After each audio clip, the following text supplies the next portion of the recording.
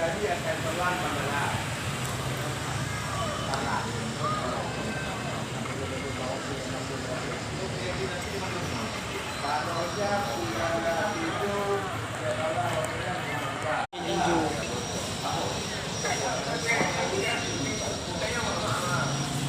Nggak ada yang tiga ini deh.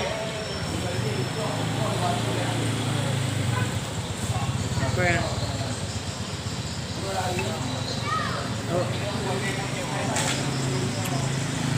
Enggak. Seperti inilah kondisi di Terminal Pontong Labu. Mulai negara tuh ada yang menyangkut sewa, ada yang nggak ada penumpang.